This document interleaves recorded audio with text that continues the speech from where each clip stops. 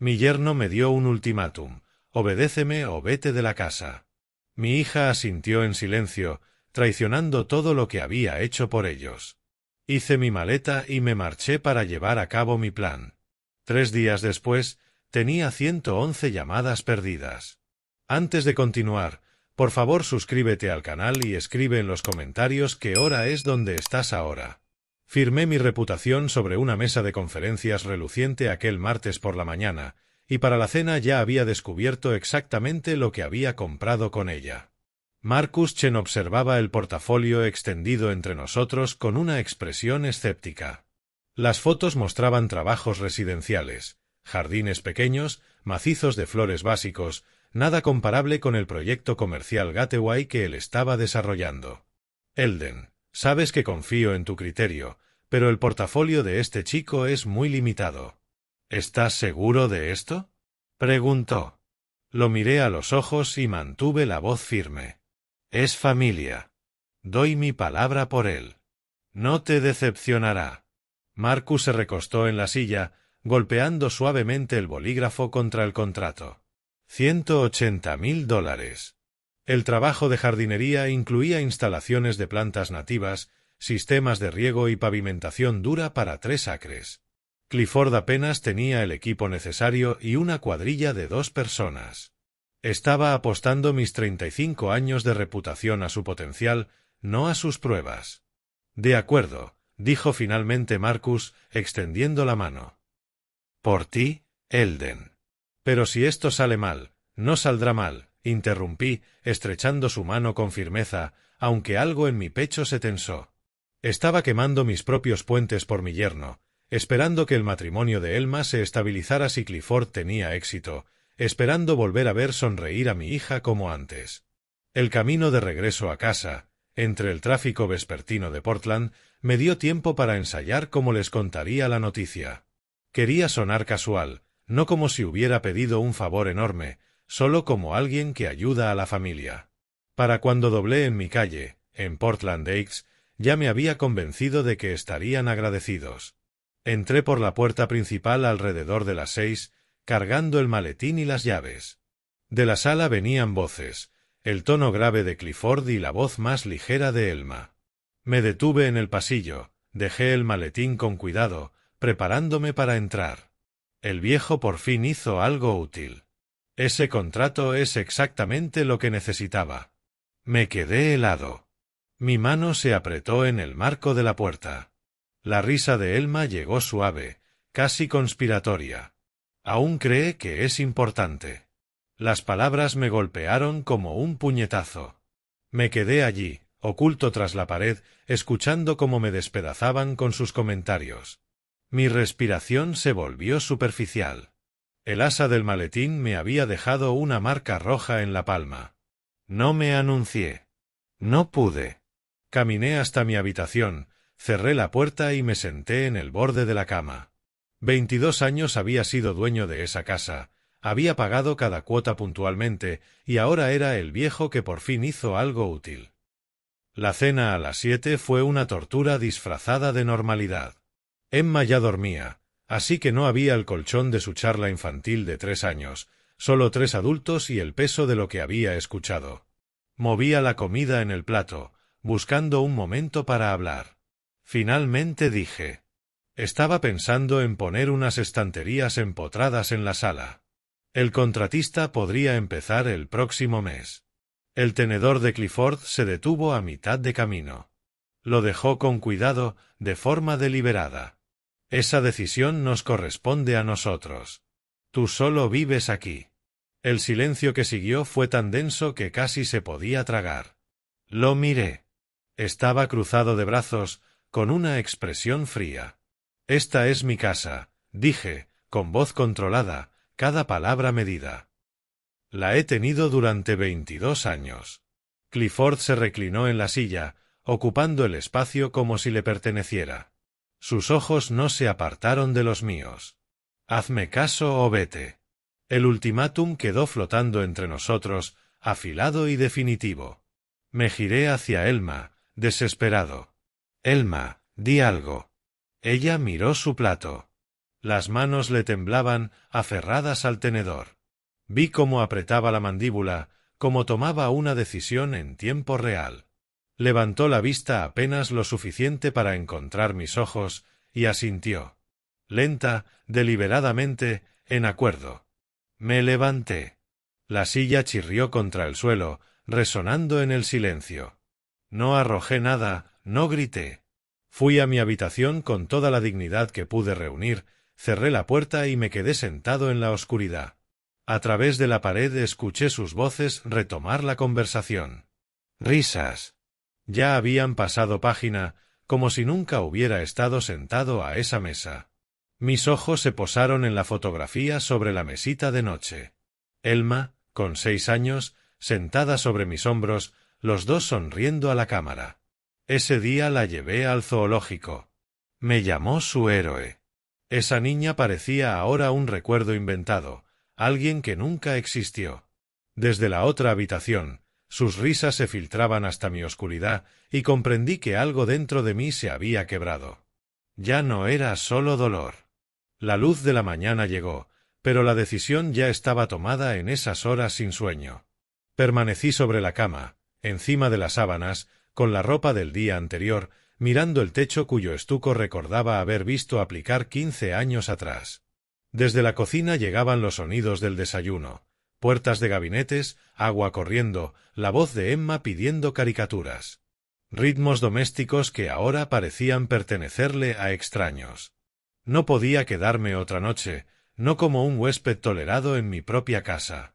Para las 9 ya tenía la maleta abierta sobre la cama. Empaqué metódicamente, ropa para una semana, artículos de aseo, mi portátil y la carpeta con documentos importantes del escritorio. Dejé la mayoría de mis cosas atrás. Esto no era rendición. Era una retirada estratégica. Desde abajo se encendió el televisor de golpe. Un programa previo al partido de fútbol. El volumen innecesariamente alto.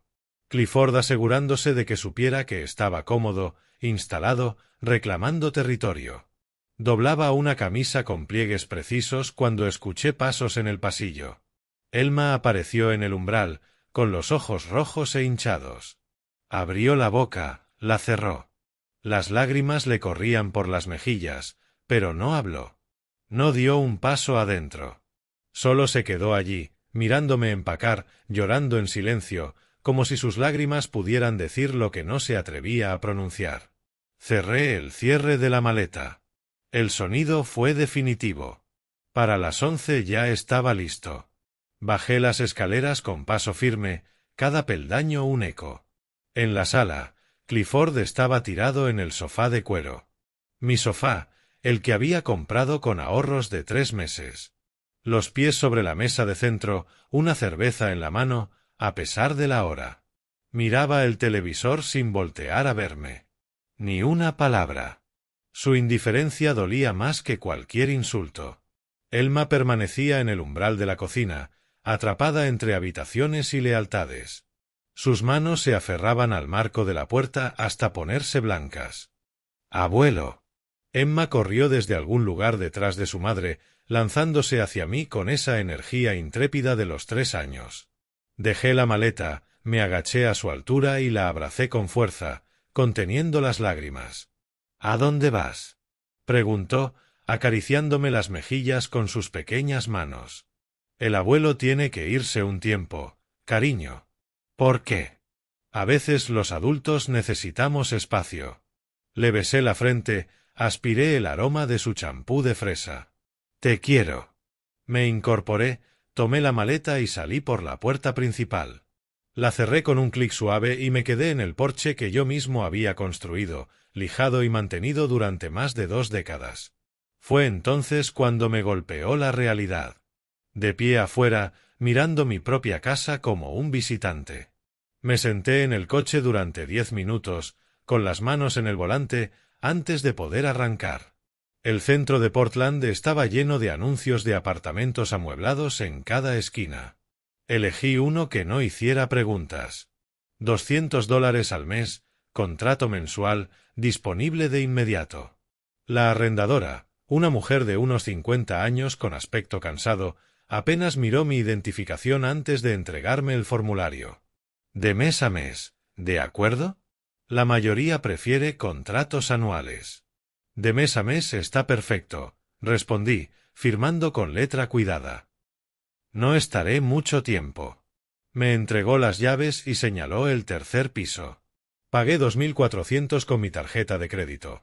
Primer mes, depósito, y subí las escaleras hasta un espacio tan pequeño y estéril que parecía la habitación de hotel que alguien olvidó decorar.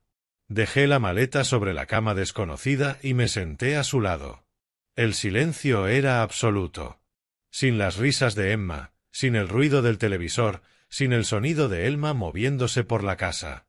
Solo yo y la magnitud de lo que acababa de suceder. Ese primer día se desdibujó hasta volverse noche. Desempacé de forma mecánica, pedí comida que no pude comer. Miré el teléfono, ni llamadas, ni mensajes. Habían borrado mi existencia con una eficiencia escalofriante. No dormí. Día 2. Caminé kilómetros por las calles de Portland, pasando frente a tiendas, cafeterías, parques y edificios de oficinas. Todo se sentía distante, como si mirara la vida a través de un vidrio grueso. Al mediodía, me encontré de pie frente a la puerta de mi empresa de arquitectura paisajista, mirándola sin poder entrar. No podía enfrentarme a mis empleados, ni a sus preguntas, ni a su lástima. Regresé al pequeño estudio cuando la luz comenzaba a desvanecerse. El teléfono seguía en silencio. Día 3. Por la mañana llegó un mensaje. Papá, lo siento. Solo danos un poco de tiempo. Leí esas palabras 3 veces. Me quedé en medio de la habitación alquilada, leyéndolas una y otra vez hasta que dejaron de tener sentido. ¿Darnos tiempo? Dije en voz alta al apartamento vacío. ¿Tiempo en mi propia casa? La audacia de esas palabras me golpeó como agua helada. ¿Darles tiempo para qué? ¿Para disfrutar mi hogar? ¿Para instalarse en mis muebles? ¿Para decidir si me permitirían volver? Dejé el teléfono con fuerza sobre la mesa pequeña, abrí el portátil y empecé a buscar documentos que había guardado digitalmente. La escritura de la casa con mi nombre como único propietario, 22 años de estados hipotecarios mostrando cada pago hecho, facturas de servicios públicos que se extendían por décadas, todas con mi nombre y mi número de cuenta. Extendí los papeles sobre la mesa, pasando el dedo por las fechas y las cifras, evidencia de propiedad, prueba de inversión, documentación de una vida construida tabla por tabla, pago por pago. Entonces un pensamiento se cristalizó, tan claro y afilado que cortó la niebla en la que había estado viviendo. ¿Por qué abandoné mi casa? Me recosté en la incómoda silla, mirando la escritura. Mi propiedad. Mi inversión. Mi patrimonio. Y me había marchado solo porque Clifford me lo había ordenado. La mentalidad de víctima que me envolvió durante 3 días comenzó a resquebrajarse. Debajo, algo más duro emergía, no solo enojo, sino propósito. Claridad. Tomé el teléfono, volví a leer el mensaje de Elma una vez más y no respondí. En su lugar, lo dejé junto a la escritura de la casa. Ambos recordatorios de algo que había olvidado. Yo no era quien debía irse. La cuarta noche fue distinta. Ya no me ahogaba. Estaba calculando. Me tumbé sobre la colcha desconocida, observando las sombras de las farolas arrastrarse por el techo. Mi mente no se detenía, pero esa noche la repetición mental no era destructiva, sino productiva. Ahora veía el patrón. Cada recuerdo encajaba como una pieza de evidencia en una escena del crimen. 3 años atrás, Elma había llamado, «Papá, estoy embarazada». Clifford dice que necesitamos ayuda con el cuarto del bebé. Solo hasta que nazca Emma. Respondí que sí de inmediato. ¿Qué abuelo no lo haría? 6 meses después, durante una cena, Clifford dijo, «Estamos ahorrando para el pago inicial de una casa. Pero con el mercado como está, necesitaremos unos meses más». Asentí, comprensivo. Los precios estaban por las nubes. 1 año después, una mención casual, el mercado sigue terrible. No te importa que nos quedemos un poco más, ¿verdad? Lo dejé pasar. La familia ayuda a la familia, pensé. 2 años. Clifford anunciando, no preguntando, deberíamos pintar la casa. Estoy pensando en gris. Mi casa. Su elección de color. Cada recuerdo mostraba mi transformación, de propietario a anfitrión a hombre invisible dentro de mi propio hogar. Y yo había pagado todo, cada gasto. Mientras Clifford construía su negocio, yo me desmoronaba en silencio. Cuando amaneció, me sentía más despierto que en semanas. Encendí el portátil y escribí en el buscador, abogada de bienes raíces, Portland, Oregón. Pasé revista a las reseñas con cuidado, buscando a alguien que entendiera los conflictos familiares sobre propiedades. Un nombre me detuvo, Ruth Walsh, especialista en derechos de propiedad y disputas inmobiliarias familiares. Primera consulta gratuita. En la foto, una mujer de mi edad aproximada, cabello plateado y ojos agudos, inteligentes. Hice clic en solicitar cita, llené el formulario y lo envié antes de que la duda se colara. La confirmación apareció en pantalla, disponible mañana a las 2 de la tarde. Las manos me temblaban, no de miedo, sino de posibilidad. A la tarde siguiente, estaba frente a la oficina de Ruth Walsh, en el noroeste de Portland. Un edificio de ladrillo modesto, pero bien mantenido.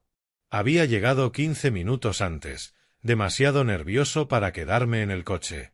La sala de espera olía a libros viejos y café recién hecho. Las paredes estaban cubiertas de volúmenes legales. Exactamente a las 2, una puerta se abrió. Señor Cruz. Ruth Walsh tenía unos 60 años, cabello plateado recogido en un moño impecable y un traje azul marino que proyectaba competencia sin arrogancia. Su apretón de manos fue firme, casi evaluador. Pase, por favor. Su despacho estaba ordenado, pero con un toque personal. Diplomas de la Universidad Lewis y Clark en la pared y fotografías familiares sobre la credenza. Me indicó una silla de cuero frente a su escritorio. Cuénteme qué lo trae aquí. Empiece por donde le resulte más fácil. Hablé durante 20 minutos. No lo había planeado. Solo abrí la boca y todo salió. El favor del contrato, el desprecio de Clifford escuchado en mi propio pasillo, el ultimátum en la cena, el silencio de Elma que rompió algo dentro de mí y cómo me marché de mi casa con una sola maleta. Ruth escuchó sin interrumpir, tomando notas ocasionales. Su expresión era profesional, neutra, pero en sus ojos vi algo, reconocimiento. Quizás había escuchado muchas versiones de esa historia antes. Cuando terminé, guardó silencio un momento. Déjeme asegurarme de entender, dijo al fin. Usted es el único propietario. Hipoteca totalmente pagada. 22 años de pagos, finalizados hace 3 años. Su nombre es el único en la escritura. ¿Correcto? Asentí. Ella se recostó en la silla, golpeando suavemente el bolígrafo contra la libreta. Señor Cruz, tiene una posición legal sólida, pero debo preguntarle, ¿está seguro de querer seguir adelante? Es su hija. Es su nieta. No dudé. Quiero recuperar mi casa. Algo cambió en su rostro. Aprobación, ¿tal vez? Bien, dijo. La certeza importa en estos casos. Los jueces perciben la duda. Entonces me explicó la ley de Oregón con una claridad ensayada. Para familiares que viven sin un contrato de arrendamiento por escrito, debía entregar una notificación de 30 días para terminar su estadía. Si no se marchaban después de esos 30 días, podía iniciar un proceso formal de desalojo ante el tribunal. Duración total, de 60 a 90 días. Primero, dijo, sacando un bloc legal, reunimos documentación, estados de cuenta bancarios que prueben que usted ha pagado todos los gastos, registros de impuestos, facturas de servicios públicos, todo a su nombre. Luego enviamos la notificación. Si ellos se oponen, estaremos listos con las pruebas. Me dio su tarifa, $3.500 por adelantado, que cubrían la preparación de la notificación, el primer trámite judicial si fuera necesario y la primera comparecencia. El trabajo adicional se facturaría a 250 por hora. Saqué mi chequera sin dudar, escribí la cantidad, arranqué el cheque y lo deslicé sobre su escritorio. Mi mano no tembló. Ruth lo aceptó y luego añadió algo inesperado. Señor Cruz, he manejado docenas de casos como este. Lo más difícil no es la ley, sino mantener su determinación cuando la familia lo presione. Súplicas, lágrimas, amenazas, manipulación. ¿Podrá resistirlo? Pensé en el rostro de Elma en aquella cena, en su lenta aprobación al ultimátum de Clifford. Ya hicieron lo peor, respondí. Me echaron de mi propia casa. ¿Qué más podrían hacerme? La ligera sonrisa de Ruth me hizo pensar que acababa de pasar una prueba. Lo averiguaremos, dijo. Me entregó una lista impresa, documentos a reunir, calendario de pasos, protocolos de comunicación. Todo debía pasar por ella, salvo lo estrictamente necesario. Comenzaría a redactar la notificación de 30 días de inmediato. Revisión programada para la semana siguiente. En la puerta, añadió, una cosa más. Esto se pondrá feo antes de mejorar. Prepárese. Me detuve y la miré. Ya estoy preparado, respondí. Soy acero. Salí de su oficina con una lista en el bolsillo y, por primera vez en 2 semanas, una dirección clara, un suelo firme bajo mis pies. Había pasado 3 años pagando todo mientras ellos no contribuían en nada. Ahora tenía una semana para demostrarlo en términos que un juez entendería. La lista que Ruth me entregó se convirtió en mi compañera constante. Cada mañana la revisaba, marcando los ítems conforme los reunía. Estados de cuenta bancarios de los últimos 3 años, solicitados en línea, descargados metódicamente. Registros de impuestos sobre la propiedad del sitio del condado. Facturas de servicios públicos, todas con mi nombre. Creé una hoja de cálculo.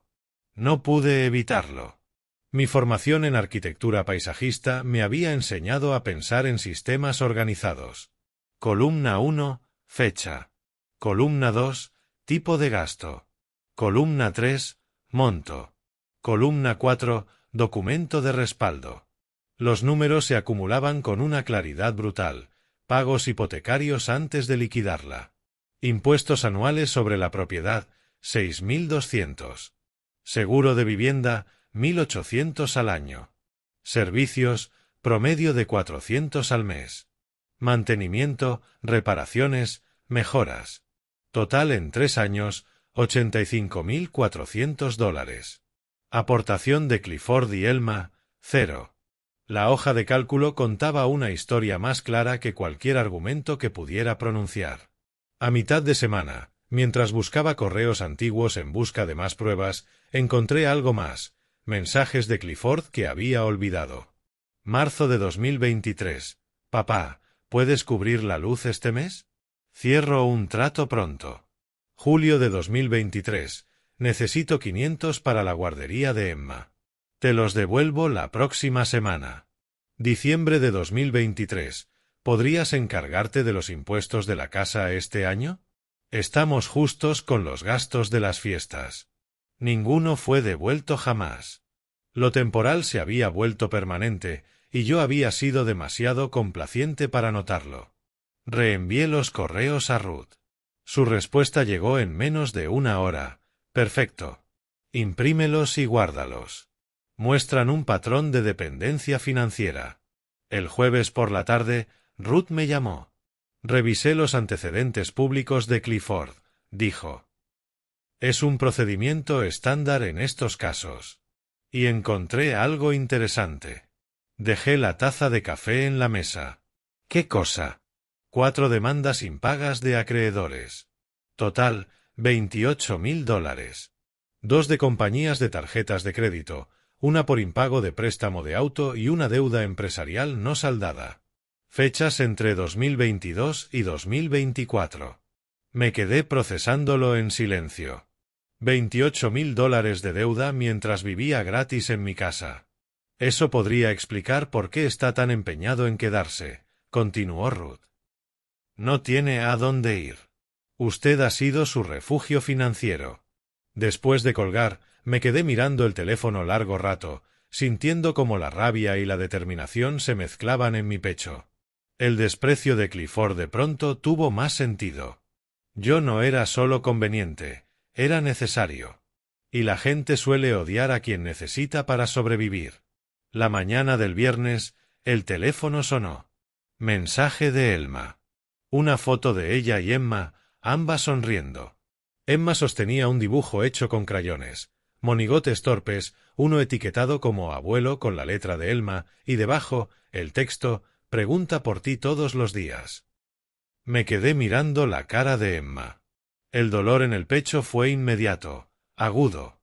Pero también vi lo que el mensaje no decía, sin disculpas, sin reconocer lo que había pasado.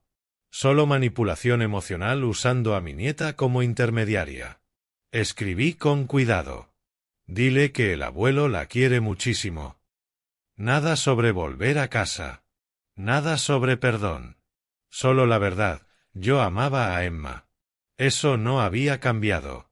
Lo que sí había cambiado era mi disposición a ser un felpudo solo para estar cerca de ella. El sábado llevé todo a la oficina de Ruth. Un archivador de anillas perfectamente organizado por categorías, con pestañas de colores, estados de cuenta bancarios, escritura de la propiedad, registros de impuestos, facturas de servicios, correos impresos, recibos de mantenimiento. Ruth lo hojeó, visiblemente impresionada. Esto es documentación de nivel fiscalía, comentó. Si impugnan algo, estamos listos. Me mostró la notificación, lenguaje legal formal citando los estatutos revisados de Oregón, dando a Clifford y a Elma hasta una fecha específica, 30 días a partir de entonces, para desocupar la vivienda. La leí 2 veces. La mano me tembló un poco al firmar la autorización. Solo un pequeño temblor, pero Ruth lo notó. ¿Dudas?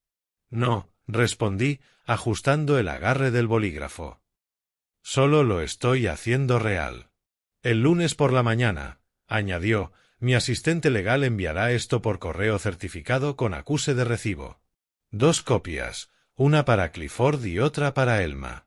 El protocolo exige que todos los residentes reciban la notificación. El lunes llegó. Ruth envió un mensaje de texto. Notificaciones enviadas. Entrega programada para esta tarde. Intenté distraerme. Fui a mi oficina de arquitectura paisajista por primera vez desde que todo empezó. Revisé licitaciones, hablé con el equipo sobre las próximas instalaciones. Actué con normalidad, pero mantuve el teléfono en el bolsillo, con el volumen activado. Estaba esperando. A eso de las 4:30 de la tarde, estaba en una cafetería revisando papeles cuando el móvil empezó a vibrar sin parar. Lo saqué. Llamada perdida de Elma. Otra. Otra más. El nombre de Clifford. Una y otra vez. Números desconocidos. Probablemente él usando otros teléfonos. Dejé el móvil sobre la mesa y lo miré encenderse una y otra vez como si estuviera poseído. No contesté. No devolví ninguna llamada. Solo observé. En unas 3 horas, había 111 llamadas perdidas. Las conté. Los mensajes de texto inundaban la pantalla. Llámame. ¿Qué es esto? Papá, por favor. No puedes hacer esto. Tomé un sorbo de café. Los dejé que se desesperaran. Ruth había sido clara, nada de contacto directo. Todo a través de ella. Para las 8 de la noche, el teléfono por fin se quedó en silencio. Un único buzón de voz de Elma. Esperé 10 minutos antes de escucharlo, fortaleciéndome por dentro. Su voz estaba destrozada. Papá, recibimos una carta de tu abogada. Dice que tenemos que irnos en 30 días. ¿Esto es real? ¿Cómo puedes hacernos esto? ¿Cómo puedes hacerle esto a Emma? Por favor, llámame. Por favor. Tenemos que hablar. Esto tiene que ser un error. Lo escuché una vez. Lo borré. Dejé el teléfono sobre la mesa. Su desesperación era auténtica, pero todavía no entendía, o no quería admitir, lo que habían hecho. Ni una sola mención al ultimátum de Clifford, ni a su propio silencio aquella noche. Solo sorpresa porque yo, por fin, estaba respondiendo. Abrí el portátil y escribí a Ruth. Ya recibieron la notificación. Como era de esperar, pánico. Su respuesta llegó de inmediato. No respondas.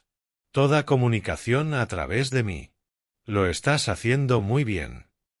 Escribí. Entendido. Pueden llamar todo lo que quieran. No voy a contestar. Me recosté en la incómoda silla del escritorio de aquel apartamento.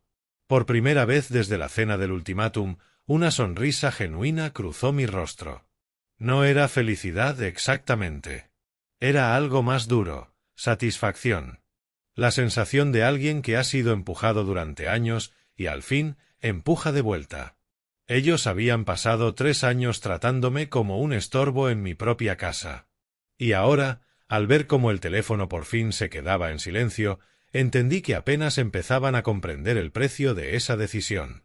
La noche siguiente, cuando el nombre de Elma volvió a aparecer en la pantalla, yo ya estaba preparado. Dejé sonar el teléfono 2 veces antes de contestar. No por duda, sino por control. Papá, su voz explotó en el altavoz, cruda, histérica. ¿Cómo puedes desalojarnos? Somos tu familia. Tenemos una hija. Me mantuve en silencio. La dejé hablar, que las palabras salieran atropelladas, que el aire se le cortara entre sollozos. Entonces escuché el forcejeo, la protesta de Elma, el cambio de manos del teléfono. La voz de Clifford entró, intentando sonar calmada, pero con la tensión evidente. Escucha, podemos arreglar esto. Solo háblame. Mi tono salió helado. Sin gritos, sin emoción. Solo hechos. He enviado una notificación oficial de 30 días para terminar vuestra estancia. Tienen un mes para encontrar otro lugar. La casa es mía. Su respiración cambió. Podía oír la sorpresa de que no intentara negociar, de que no suavizara nada. No puedes hablar en serio. Tenemos derechos. Ejércelos, respondí. Mi abogada está esperando. Su voz subió de volumen, se transformó en un grito. Te vas a arrepentir. Te voy a demandar. No volverás a ver a Emma jamás. La amenaza sobre Emma me atravesó el pecho, pero no discutí. Solo dije. Nos vemos en el juzgado. Y colgué. Al día siguiente por la tarde, Clifford envió un mensaje exigiendo una reunión en persona. Llamé a Ruth. Me aconsejó no aceptarla, pero lo hice, bajo mis condiciones. Elegí una cafetería en el noroeste de Portland, en horario laboral. Gente alrededor, ambiente público, terreno neutral. Llegué primero. Elegí una mesa con la espalda pegada a la pared y vista clara de la entrada. Clifford y Elma llegaron 15 minutos tarde. Un intento barato de mostrar dominio. Clifford llevaba traje, como si quisiera proyectar éxito. Los ojos de Elma estaban hinchados, enrojecidos. Se sentaron frente a mí. La mesa se convirtió en un campo de batalla. Clifford empezó con presión. Esto es ridículo. Somos familia. Estás destruyendo todas las relaciones por un malentendido. ¿Qué malentendido? Pregunté, con voz neutra. Me dijiste que obedeciera o me fuera. Me fui. Ahora recupero lo que es mío. Cambió de táctica. Se vistió de falsa cordialidad. Estaba teniendo un mal día. ¿Sabes cómo me afecta el estrés? ¿No podemos simplemente resetear todo? Me quedé callado. Lo dejé deshacerse en sus propias excusas. Entonces pasó al regateo. ¿Y si pagamos alquiler? Podemos hacer un acuerdo. No has pagado nada en 3 años, respondí. ¿Por qué habría de cambiar ahora? Su voz bajó de tono, casi suplicante. ¿A dónde se supone que vayamos? No tenemos dinero para depósitos ni para el primer mes de alquiler. Durante todo ese tiempo, Elma no dijo nada. Miraba su café intacto, con lágrimas corriendo en silencio.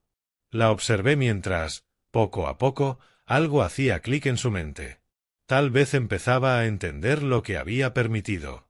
Ya no estaba defendiendo a Clifford.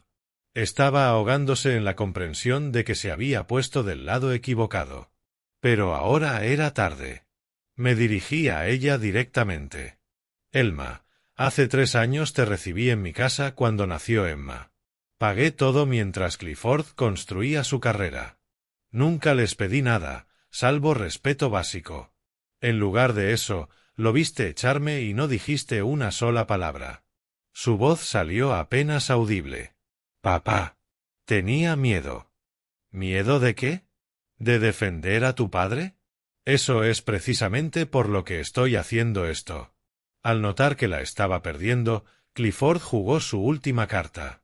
Se inclinó hacia adelante, voz baja y amenazante. ¿Quieres jugar duro? Perfecto. No volverás a ver a Emma. Nos iremos al otro lado del país si hace falta. No se va a acordar de ti. El ruido de la cafetería pareció desvanecerse. Me puse de pie lentamente, tomé mi chaqueta y lo miré con algo parecido a la lástima. Usar a tu propia hija como arma me dice todo lo que necesito saber de ti. Miré a Elma. ¿Y tú se lo vas a permitir? Su rostro se desmoronó, pero no lo contradijo. Salí, dejándolos sentados. A mis espaldas, escuché la voz de Elma. ¿Qué hemos hecho? Fuera, me detuve a respirar. Las manos me temblaban un poco. La amenaza de Emma había dolido, pero no me di la vuelta. A través del ventanal de la cafetería vi a Elma llorar más fuerte, diciéndole algo a Clifford. Por primera vez, la vi enfadada con su marido, no asustada por él. Clifford se veía a la defensiva, discutiendo. La grieta en su frente unido ya era visible. Caminé hasta el coche, saqué el móvil y le escribí a Ruth. Reunión terminada. ¿Clifford amenazó con impedir que vea a Emma? ¿Debo preocuparme? Su respuesta llegó en segundos. Documenta todo. Las amenazas vacías pueden volverse en su contra en temas de custodia. En ese momento entendí que Clifford acababa de cometer un error estratégico. Miré otra vez hacia la cafetería. Elma gesticulaba furiosa frente a él. Era la primera vez que la veía luchar contra Clifford en lugar de esconderse tras él. Y supe que algo había cambiado para siempre. El sobre del Tribunal del Condado de Multnomah llegó 7 días después de aquella reunión en la cafetería, y mi primer pensamiento fue, aquí está.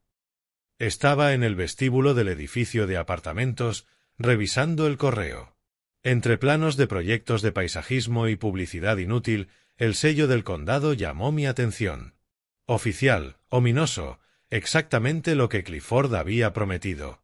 Lo abrí allí mismo. Demanda. Clifford me estaba denunciando por desalojo improcedente, reclamando $50,000 por daños emocionales y gastos de reubicación. La demanda alegaba que teníamos un acuerdo verbal de residencia indefinida. Fotografié cada página con el móvil y se las envié a Ruth. Su respuesta llegó en minutos. No te preocupes. Táctica típica de intimidación. No tiene base sólida. ¿Puedes venir a mi oficina esta tarde? La oficina de Ruth ya me resultaba familiar, casi cómoda, algo que me sorprendió. Tenía la demanda impresa sobre el escritorio, marcada con resaltador y notas al margen. Esto es lo que hacen las personas desesperadas cuando ya no tienen ninguna ventaja, dijo, mirándome por encima de los documentos. Ruth hojeó las páginas del expediente. Está alegando un acuerdo verbal, daño emocional y una supuesta violación de sus derechos como inquilino. Problema para Clifford, añadió. Los acuerdos verbales requieren evidencia, y él no tiene ninguna. En cambio, tú tienes toda la documentación, propiedad a tu nombre y prueba de que pagaste absolutamente todo. ¿Cuánto retrasará esto el desalojo? Pregunté. Audiencia preliminar en 2 semanas. Cuando el juez desestime su demanda, lo cual es muy probable, el proceso de desalojo continuará. En realidad, esto nos favorece, demuestra su mala fe. Durante las siguientes 2 semanas nos preparamos. Ruth organizó cada prueba en un formato impecable: línea de tiempo de los eventos, registros financieros, correos electrónicos de las solicitudes temporales de Clifford, ausencia total de un contrato escrito, escritura de la propiedad mostrando mi titularidad exclusiva. Redactó una respuesta legal citando la ley inmobiliaria de Oregón, precedente sobre viviendas ocupadas por el propietario y la carga de la prueba en contratos verbales. Una tarde me entrenó: si testificas, sé factual. Nada de emociones. Solo fechas, montos, documentos. Deja que las pruebas hablen por sí mismas. El día de la audiencia llegó. Tribunal del Condado de Multnomah, pleno centro de Portland. Llevaba traje y llegué con Ruth 30 minutos antes. Clifford apareció con un abogado que parecía improvisado, con una carpeta manila delgada frente al archivador perfectamente ordenado de Ruth. Nos sentamos en mesas opuestas. La jueza entró, una mujer mayor, mirada firme, sin rodeos. El abogado de Clifford habló primero. Balbuceó sobre dificultades familiares, la supuesta buena fe de su cliente, la generosidad del suegro y un acuerdo permanente basado en la palabra. Nada escrito. Solo afirmaciones vagas. Entonces habló Ruth. Metódica, precisa.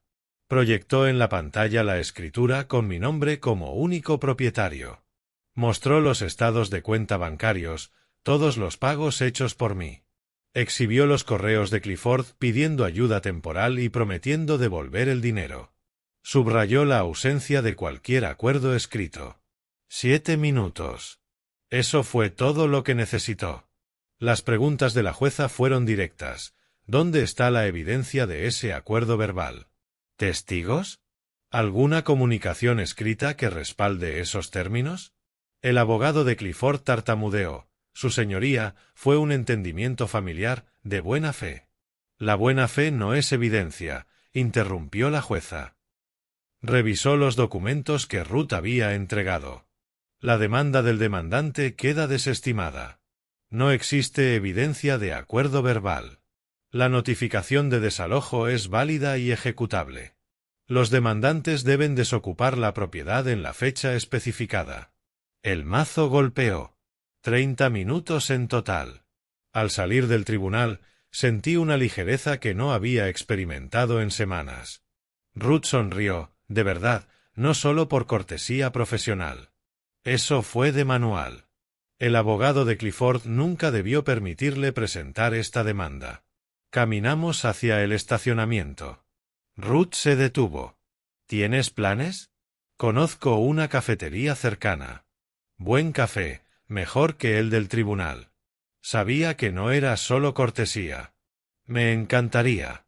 Caminamos 3 cuadras hasta un pequeño café y nos sentamos junto a la ventana. La conversación comenzó sobre el caso, pero pronto derivó. Ruth me preguntó sobre mi trabajo en arquitectura paisajista, realmente interesada, haciendo preguntas con curiosidad genuina. Yo le pregunté por su práctica legal, cómo había terminado especializándose en disputas familiares de propiedad. El café se convirtió en 90 minutos.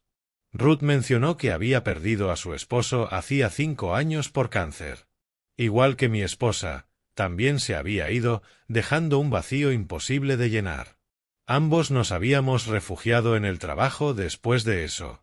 Éxito profesional, soledad personal.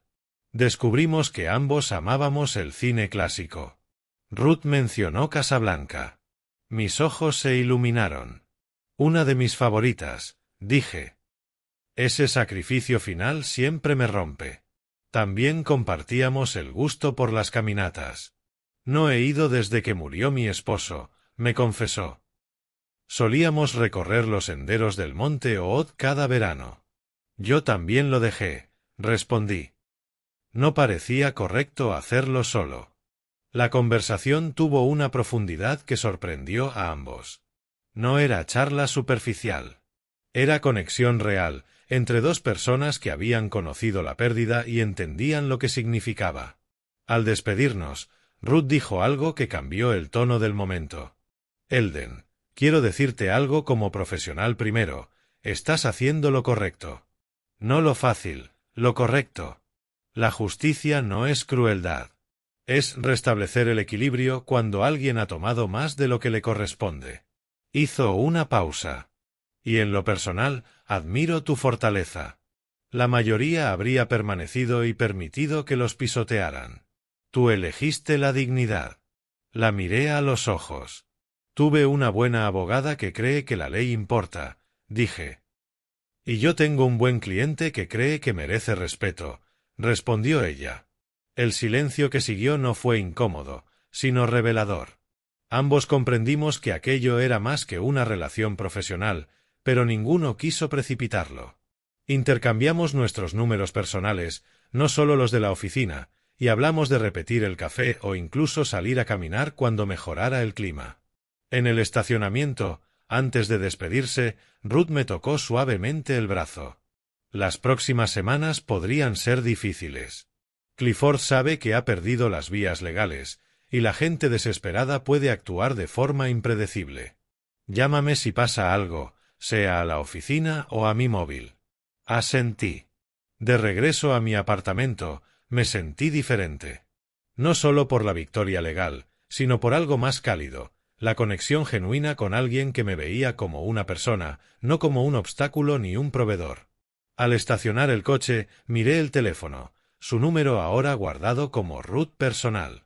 Y pensé que, tal vez, perder mi antigua vida era la forma en que el destino me estaba permitiendo encontrar una mejor. El plazo de 30 días llegó un martes por la mañana. Cuando el teléfono no mostró mensajes de Clifford ni de Elma, supe exactamente lo que significaba, no iban a irse voluntariamente. Escribí a Ruth temprano. No se han ido. Su respuesta llegó de inmediato. Como era de esperar. Es hora de presentar el desalojo formal. Tribunal a las 10. Era la siguiente fase, pasar de la notificación a la ejecución legal. En la ventanilla del Tribunal del Condado de Multnomah, Ruth y yo presentamos la demanda formal de desalojo. Escribí un cheque por $285 y observé cómo la funcionaria sellaba los documentos con la fecha oficial de audiencia, 3 semanas después, a comienzos de junio. Esta será la confrontación final, dije mientras regresábamos al estacionamiento. Por supuesto que lo intentará, respondió Ruth, guardando los papeles en su portafolio. Pero, Eldon, si está tan desesperado por quedarse, hay algo más que no sabemos. Recomendó a un contador forense, Gerald Martínez, con quien había trabajado antes. $2,000 por 3 días de investigación. Lo contraté esa misma tarde. 2 días después, Gerald me llamó con resultados que lo explicaban todo. Señor Cruz, su yerno usó el contrato de jardinería, el mismo que usted le consiguió, como garantía para un préstamo de $95,000 con una empresa de préstamos abusivos. Me dejé caer en la silla. ¿Usó el contrato que yo le conseguí? Sí. Con ese dinero abrió una empresa llamada Clifford Real Estate Group. El negocio fracasó en menos de 6 meses. Ahora no puede completar el proyecto original de jardinería y enfrenta una demanda por incumplimiento de contrato del cliente comercial. Además, el prestamista está exigiendo el pago del préstamo impago. Cuando colgué, me quedé mirando la pared durante largo rato. Había usado mi reputación, mis contactos profesionales, como moneda para su estafa. Al día siguiente, en la oficina de Ruth, revisamos el informe completo, documentación del préstamo, registro del negocio fallido y las acciones legales en curso contra Clifford. Esto lo explica todo, dijo Ruth, pasando las páginas. No solo está arruinado, está enfrentando múltiples demandas y posiblemente cargos por fraude si mintió sobre su capacidad para completar el contrato. ¿Qué hacemos con esta información? Pregunté. Ruth levantó la vista. Podemos, de forma anónima y por los canales legales apropiados, informar a sus acreedores y al cliente del contrato sobre su situación actual. Aumentará la presión y lo obligará a actuar. Dudé. Aquello sonaba más agresivo que simplemente recuperar mi casa. Ruth notó mi expresión. Él te amenazó con quitarte a Emma. Te echó de tu propio hogar. Esto no es venganza, es justicia. Él creó esta situación. Nosotros solo estamos asegurando que las consecuencias lo alcancen. Asentí lentamente. Hazlo. Ruth redactó cartas anónimas pero precisas, enviadas mediante empresas de servicios legales para mantener la credibilidad y la confidencialidad. La presión sobre Clifford estaba a punto de multiplicarse. 2 noches después, cerca de la medianoche, sonó el teléfono. Elma. Casi no contesté, pero lo hice. Su voz estaba rota. Papá, necesito hablar contigo. Clifford no sabe que te llamo. Dejé el bolígrafo, me senté en el borde de la cama. ¿Qué pasó? Su relato salió atropellado. Un acreedor había ido a la casa esa tarde exigiendo el pago. Cuando ella le preguntó a Clifford de qué se trataba, él intentó minimizarlo. Ella insistió. Finalmente, él lo admitió. El préstamo, el negocio fallido, las deudas crecientes. Pero me culpó a mí. Dijo que si no los hubiera abandonado, nada de eso habría ocurrido. Me mintió, dijo Elma, su llanto transformándose en rabia. Durante meses hemos estado hundidos en deudas que yo no conocía. Pensé que estábamos pasando por un mal momento porque el mercado inmobiliario estaba lento. Él me dijo que tu ayuda con el contrato lo solucionaría todo. Su voz se quebró. Papá, lo siento tanto. Te elegí a él antes que a ti. Le permití echarte de tu propia casa. Y todo ese tiempo nos estaba mintiendo a los dos. Esto era distinto. No manipulación. No súplica. Arrepentimiento real. Elma, ¿qué vas a hacer ahora? Pregunté. Un largo silencio. No lo sé. Tengo que pensar en Emma. No puedo irme sin tener a dónde ir. Cerré los ojos. La audiencia de desalojo es en 2 semanas, le dije a Elma. Tienes que prepararte. Después de colgar, me quedé sentado a oscuras un buen rato y luego le escribí a Ruth. Elma llamó. Está descubriendo las deudas de Clifford. Se está rompiendo. ¿Puedo verte? No para tema legal, solo hablar. 20 minutos después, Ruth llegó con unas cajas de comida china para llevar. Nada elegante. Nos sentamos en mi pequeño sofá, comiendo directamente de los envases de cartón. ¿Cómo estás de verdad? Preguntó. Me tomé la pregunta en serio. Hace 3 meses vivía en mi casa, ayudando a mi familia, convencido de que estaba haciendo lo correcto. Ahora vivo en un estudio, luchando contra ellos en los tribunales. Mi hija acaba de pedirme perdón por primera vez. No sé si debería sentirme victorioso o simplemente cansado. Ruth dejó su recipiente a un lado. Puedes sentir ambas cosas, respondió. Puedes tener la razón y aún así estar herido. Me habló de los últimos días de su marido, de cómo aprendió que hacer lo correcto no vuelve las cosas fáciles, solo necesarias. Yo le conté sobre mi esposa, sobre los años aprendiendo a vivir solo. La conversación fue íntima de una forma que no tenía nada que ver con estrategias legales ni juicios. Cuando se fue, cerca de la medianoche, se detuvo en la puerta. Estás haciendo lo correcto, dijo, pero está bien que no se sienta fácil. Se está volviendo más complicado, y las cosas correctas casi siempre lo hacen. Después de que se marchó, me quedé de pie junto a la ventana de mi estudio, mirando las luces del centro de Portland. El contacto de Elma seguía abierto en la pantalla del teléfono. En mi casa, al otro lado de la ciudad, ella estaba descubriendo las traiciones de su marido. Clifford lidiaba con llamadas de acreedores y abogados. El cliente del proyecto de jardinería probablemente ya sabía que él no podía cumplir el contrato. La audiencia de desalojo se acercaba, a 2 semanas de distancia. Todo convergía. Las luces de Portland se difuminaban en la llovizna nocturna, y en algún punto de la ciudad, en mi hogar, 3 personas enfrentaban verdades que ya no podían ignorar, incluida la realidad de que, en 14 días, un juez decidiría quién se quedaba y quién se iba.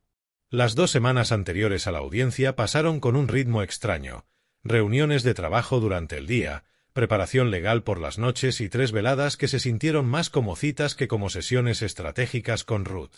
Cena en un restaurante tranquilo donde hablamos más de cine clásico que de tácticas legales.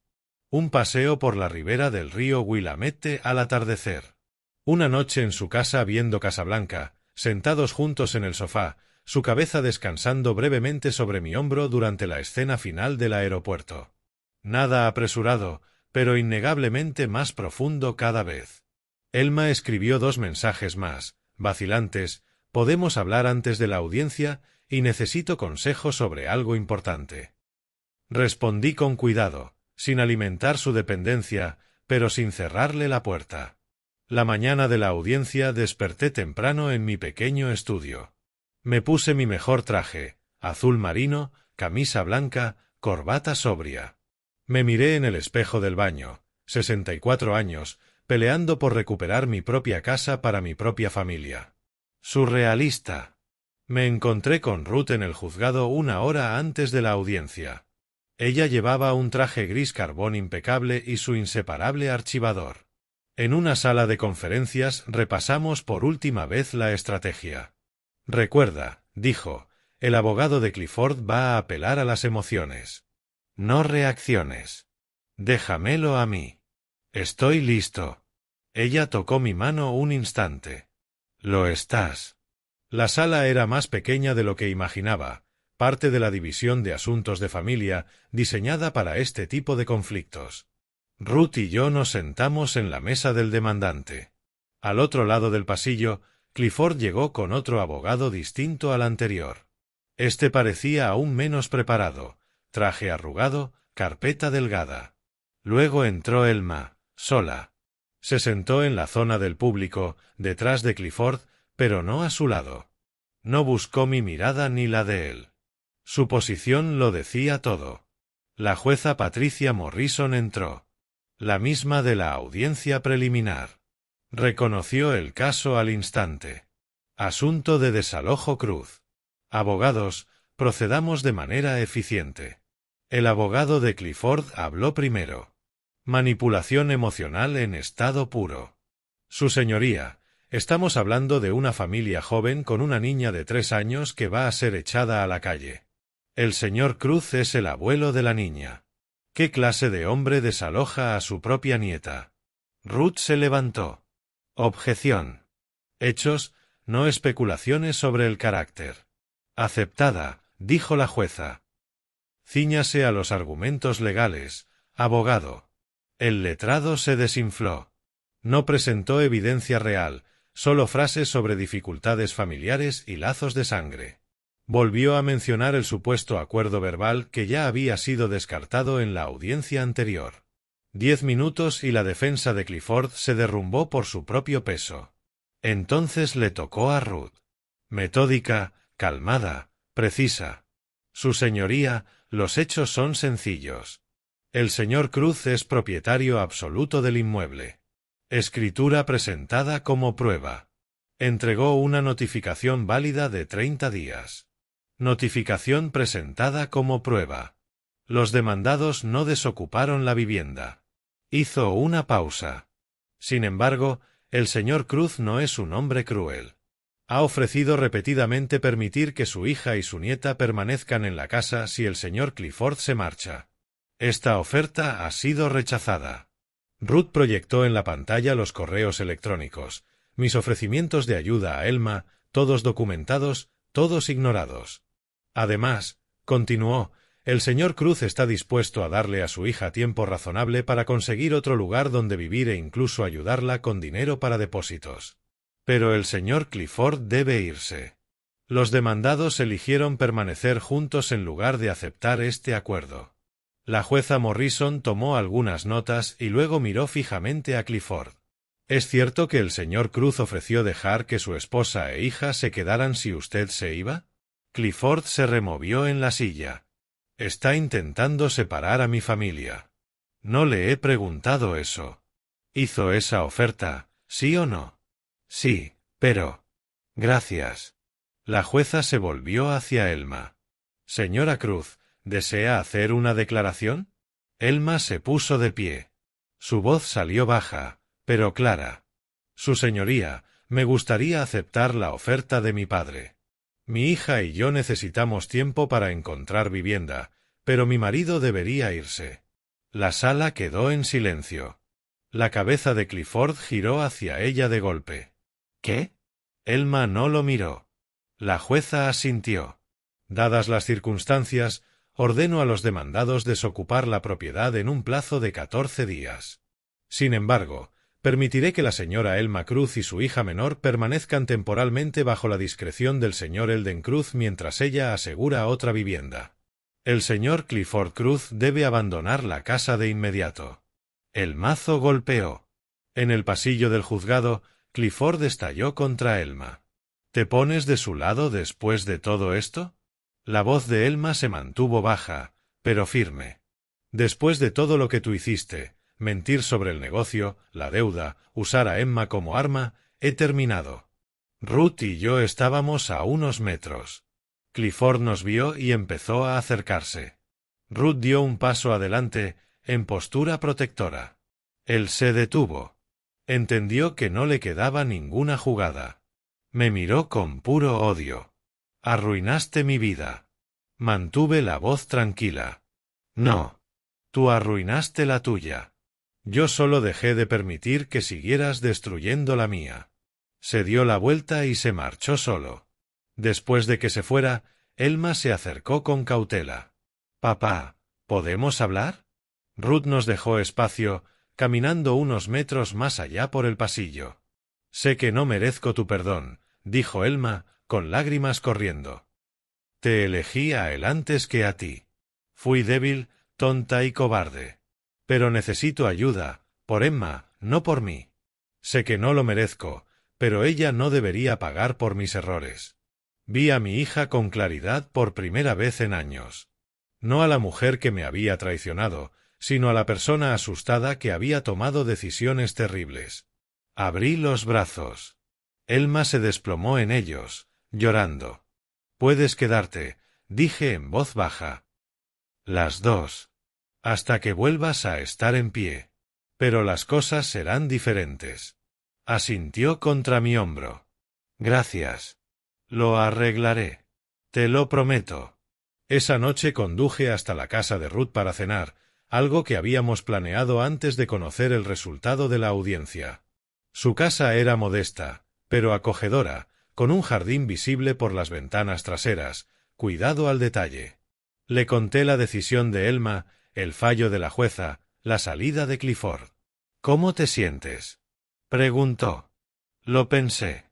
Aliviado, triste, esperanzado, todo a la vez. Eso suena honesto, dijo. Nos sentamos en su terraza mientras caía la tarde de verano, bebiendo vino y viendo cómo se apagaba la luz sobre su jardín. ¿Y ahora qué? Preguntó Ruth. En 2 semanas vuelvo a mi casa. Ayudaré a Elma a reorganizar su vida. Intentaré reconstruir relaciones.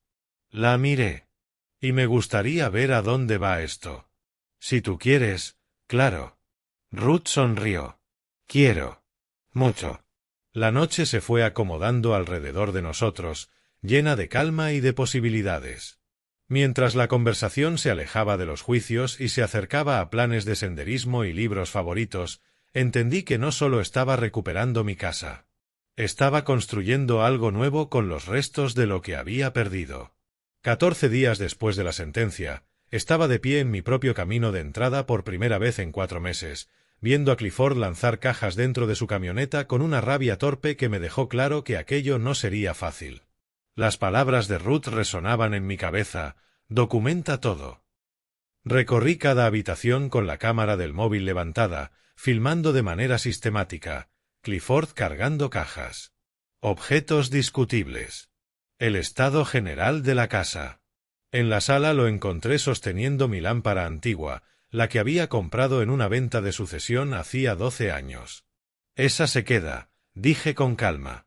Él se giró, el rostro retorcido. Estoy llevándome lo que es mío.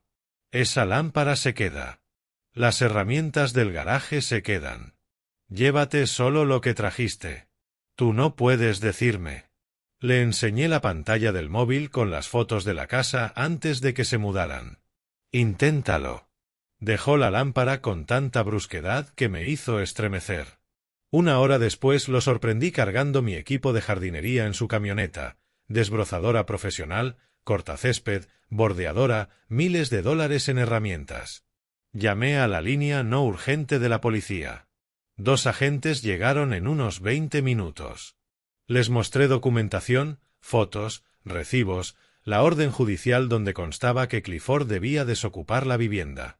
Señor, le dijo uno de los agentes a Clifford, con tono profesional pero firme, solo puede llevarse sus pertenencias personales.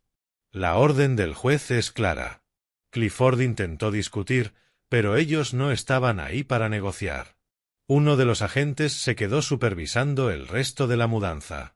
Al caer la tarde, Clifford había cargado mucho menos de lo que pretendía.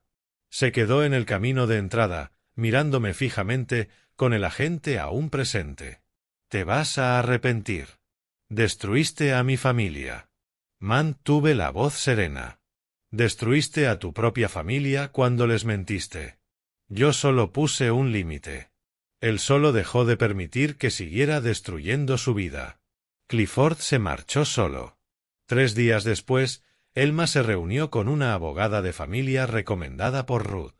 No podía ser Ruth directamente, habría conflicto de intereses, pero era alguien de confianza. Elma presentó la demanda de divorcio, diferencias irreconciliables y engaño financiero. Solicitó la custodia principal de Emma, con visitas supervisadas para Clifford. Esa misma semana volvió a trabajar. Había mantenido vigente su licencia de enfermería y consiguió un puesto de medio tiempo en una clínica de Portland, 3 días por semana. Yo la ayudaba con Emma los días que trabajaba. La casa, poco a poco, dejó de ser un campo de batalla para volver a ser un hogar. Por las noches, cuando Emma dormía, Elma y yo hablábamos en la mesa de la cocina. Conversaciones sinceras sobre el miedo, la manipulación, la debilidad y lo que significa elegir la dignidad por encima de una paz falsa. Una noche me pidió que la acompañara al porche trasero. Emma ya dormía arriba. Necesito decirte algo, y quiero que me escuches de verdad, me dijo. Su voz era firme, aunque las lágrimas le nublaban los ojos. Tenía pavor de quedarme sola. Cuando nació Emma, me sentí atrapada. Clifford me hizo creer que no podía sobrevivir sin él. Así que, cuando él decía salta, yo solo preguntaba ¿qué tan alto?, incluso cuando eso significaba traicionarte. Me miró directamente. Tú fuiste la única persona que nunca me manipuló, que nunca me hizo dudar de mí misma, y aún así te alejé porque tenía miedo. El miedo nos lleva a hacer cosas que nunca imaginamos, le respondí. Pero hiciste una elección diferente en aquella sala del tribunal. Eso es lo que importa. Ella se secó las lágrimas. Me enseñaste algo. Que la justicia no es crueldad y que los límites no son abandono. Eso es lo que le estoy enseñando ahora a Emma. A finales de julio, Ruth se había convertido en una presencia habitual. Cenas 2 veces por semana, domingos por la tarde ayudando a Emma con un pequeño jardín en el patio. Emma la adoraba. La llamaba señorita Ruth y preguntaba constantemente cuándo volvería. La relación entre Ruth y yo crecía de manera natural, estable, basada en respeto y valores compartidos. Mientras tanto, la situación de Clifford se volvió un espectáculo público. El cliente comercial, aquel del contrato de jardinería que no completó, presentó una demanda, $180,000 más daños. 3 acreedores interpusieron juicios. La Agencia de Bienes Raíces de Oregón abrió una investigación. Le suspendieron la licencia mientras revisaban el caso. La noticia corrió por toda la comunidad inmobiliaria. Su reputación profesional quedó destruida. Publicó mensajes amargos en redes sociales, culpándome, pero sonaban a desahogo desesperado. Nadie le creyó. Una noche a finales de julio, me senté solo en mi sala. Emma y Elma dormían arriba. Ruth se había ido, pero volvería al día siguiente. Pensé en Clifford, probablemente viviendo en algún apartamento barato, enterrado en deudas, arruinado profesionalmente, separado de su hija. Creí que sentiría victoria. Pero lo que sentí fue paz. No la paz de derrotar a un enemigo, sino la paz de ver el orden restablecido. No destruí a Clifford. Fueron sus mentiras, su fraude, su manipulación. Yo solo dejé de ser el daño colateral. Le envié un mensaje a Ruth: gracias por todo. Su respuesta llegó enseguida: tú hiciste la parte difícil. Yo solo te mostré las herramientas. Le escribí de vuelta: las herramientas no sirven si uno no tiene la voluntad de usarlas. Ella respondió: entonces somos un buen equipo. El último fin de semana de julio, los tres trabajamos en el jardín. Emma con su pequeña pala de juguete. Elma plantando caléndulas y petunias. Yo esparciendo mantillo, arrodillado en la tierra, con las manos en el suelo, el trabajo que siempre había amado. Emma levantó la vista. Abuelo, ¿por qué papá se fue? Era la primera vez que lo preguntaba directamente. Elma me miró, insegura. Elegí las palabras con cuidado. A veces los adultos toman decisiones que lastiman a los demás. Tu papá tomó algunas de esas decisiones. Pero tu mamá hizo algo muy valiente, eligió mantenerte segura y feliz. Eso es lo que importa. Emma pareció satisfecha y volvió a cavar en la tierra. Elma me susurró un gracias desde el otro lado del parterre. El sol de la tarde era cálido. Por primera vez en meses, la casa volvía a sentirse como un hogar. Mientras Emma dejaba la huella de su pequeña mano en la tierra húmeda junto a las flores recién plantadas, Elma me sonrió y entendí que no solo estábamos restaurando un jardín, estábamos sembrando algo mejor que lo que habíamos perdido. Las caléndulas y petunias florecían ahora. Y mientras observaba desde la terraza cómo Ruth reía con Emma a través de la ventana de la cocina, comprendí que el jardín no era lo único que había echado raíces. Era una tarde de agosto. El cumpleaños número 4 de Emma sería al día siguiente. Esa noche, una cena previa, solo familia. Asé verduras y pollo en la terraza, habilidades de mis años de anfitrión. Adentro, Ruth ayudaba a Emma a decorar cupcakes, sus manos cubiertas de glaseado rosado, Ruth riendo ante el desastre. Elma ponía la mesa, moviéndose con soltura entre la cocina y el exterior. La escena era doméstica, cálida, natural, nada que ver con la tensión que había dominado la casa hacía 5 meses. A través de la ventana observé a mi hija sonreír, a mi nieta reír y a Ruth. Alguien que se había convertido en familia, no por sangre, sino por elección y tiempo. Nos sentamos a cenar mientras la luz del verano caía sobre la terraza. Emma hablaba sin parar sobre los planes de su fiesta. Entre bocados, Elma compartió una noticia. Encontré un apartamento. 2 habitaciones, buen distrito escolar, a 20 minutos de aquí. Me miró con nerviosismo. Eso es maravilloso, dije sinceramente. ¿Cuándo te mudas? El 1 de septiembre. He estado ahorrando de mis cheques, pero, titubeó, me gustaría que me ayudaras con el depósito. Hija, ya te ayudé bastante. Papá, ya lo sé, pero considéralo un préstamo si eso te hace sentir mejor. Yo lo llamo un regalo. Sus ojos se llenaron de lágrimas. Gracias por todo, murmuró. Ruth agregó suavemente. Estás haciendo el trabajo difícil. El apartamento es solo el siguiente paso. Después de que Emma corrió adentro a jugar, los 3 adultos permanecimos en la mesa. Necesito decir algo, dijo Elma. He estado practicándolo. Respiró hondo. Papá, lamento no haberte protegido cuando Clifford te dijo que te fueras. Debí haberme levantado y defendido, pero asentí como una cobarde. Su voz se mantuvo firme, aunque las lágrimas corrían. Tú me enseñaste lo que es la dignidad. No gritaste, no rompiste cosas, no te hiciste la víctima. Te defendiste con justicia y calma. Eso le estoy enseñando ahora a Emma, que los límites no son crueldad, son necesidad. Le tomé la mano. Lo aprendiste cuando más importaba, dije. En esa sala, cuando elegiste diferente. Ese fue el momento en que te convertiste en la madre que Emma necesita. Ruth intervino con tono sereno. Escuché por colegas que Clifford se declaró en bancarrota la semana pasada. Capítulo 7. Liquidación total. Se mudó a Nevada, buscando empezar de nuevo donde su reputación no lo siga. La agencia estatal le revocó la licencia permanentemente. El tribunal le otorgó visitas supervisadas con Emma, limitadas a videollamadas 2 veces al mes, hasta que complete clases de paternidad y asesoramiento financiero. No ha asistido a una sola sesión.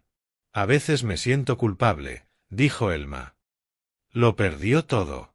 Lo perdió por sus propias decisiones, respondí. No fuiste tú quien contrajo sus deudas, ni quien engañó a clientes, ni quien echó a su suegro de su casa. Fue él. Ruth asintió. Las consecuencias no son castigos, dijo. Son simplemente el resultado natural de los actos. Puede reconstruir su vida si quiere, pero no a costa de nadie más. Emma se fue a dormir alrededor de las 8. Elma la arropó arriba. Ruth y yo nos quedamos solos en la terraza, con las luces de Portland brillando a lo lejos. Esto es agradable, dijo ella. Ser parte de esto. Ya eres parte de esto, respondí. Emma pregunta por ti todos los días. Elma confía en ti. Y yo, me detuve. Ruth sonrió. Yo tampoco esperaba encontrar a alguien otra vez. Después de que murió mi esposa, pensé que ese capítulo estaba cerrado. Yo también, respondió Ruth. Hasta que un arquitecto paisajista de 64 años entró a mi oficina con una disputa de propiedad y una determinación que no había visto en años. Nos quedamos en un silencio cómodo. No digo que tengamos que apresurarnos, le confesé, pero quiero que sepas que esto no es algo casual para mí. Tampoco lo es para mí, respondió Ruth. Tenemos tiempo para ver en qué se convierte. En ese momento, Elma regresó a la terraza. Desde la ventana del piso de arriba, la voz de Emma sonó clara. Abuelo, señorita Ruth, bailen. Era un juego que habíamos empezado la semana anterior. A Emma le encantaba vernos bailar con la música de mi viejo tocadiscos. Miré a Ruth. ¿Bailamos? Ella rió. ¿Por qué no? Puse el disco The Way You Look Tonight de Frank Sinatra. Ruth y yo bailamos lentamente bajo las estrellas de agosto. Elma nos observaba desde su silla, sonriendo de verdad por primera vez en años. Emma aplaudía desde su ventana. La escena era simple, pero profunda, una familia reconstruida no por obligación ni manipulación, sino por respeto, límites y elección. Mientras Ruth apoyaba su cabeza en mi hombro, mi mente recorrió los últimos 5 meses. Marzo. Expulsado de mi propia casa, traicionado por el silencio. Abril, aprendiendo a defenderme legalmente. Mayo, viendo la estrategia dar fruto. Junio, la victoria en el tribunal, el restablecimiento del orden. Julio, nuevos comienzos. Agosto, aquí, con una familia que nunca imaginé. Me habían echado de mi hogar. Pude haberme quebrado. En cambio, elegí mantenerme firme. No con venganza, sino con justicia. Y en esa lucha por la equidad encontré algo que ya había dejado de esperar. Amor, respeto y familia. Una familia elegida, no impuesta. La canción terminó. Elma aplaudió suavemente desde su silla.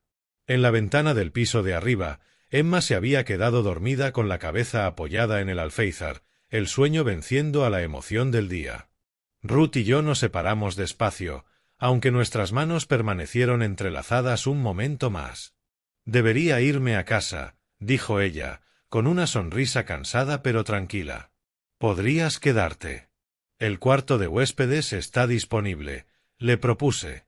Ruth lo pensó unos segundos, su mirada buscando la mía. Sonrió con ternura. Vamos a tomarlo un día a la vez, respondió. Pero sí, me gustaría quedarme. Yo preparo la habitación, dijo Elma, entrando a la casa con una serenidad nueva en su voz. Me quedé solo en la terraza por un instante. Mi casa. Mi hija, sanando. Mi nieta, segura. Una mujer que me veía no como un recurso, sino como un compañero. El jardín florecía, el aire de agosto era cálido, las luces del interior brillaban con un resplandor suave y acogedor. Y entonces comprendí algo: todo aquello por lo que había luchado no estaba en el pasado. No era algo perdido ni una batalla que simplemente había terminado. Estaba aquí, conmigo, en el presente. En las flores que crecían, en las risas que llenaban las habitaciones, en los lazos reconstruidos con respeto y amor. Y, por primera vez en mucho tiempo, el futuro no me daba miedo. Era un futuro que yo mismo había elegido. Un futuro sembrado con dignidad, justicia y esperanza. Miré el cielo estrellado de agosto una última vez antes de entrar. El jardín, las luces, las voces suaves dentro de mi hogar, todo era prueba de que las segundas oportunidades existen. Había recuperado más que una casa. Había recuperado mi vida. Si te gustó esta historia, no olvides dejar un me gusta, suscribirte al canal y compartir tus impresiones en los comentarios. Y si quieres escuchar la siguiente historia, haz clic en la caja de la izquierda. Gracias por ver.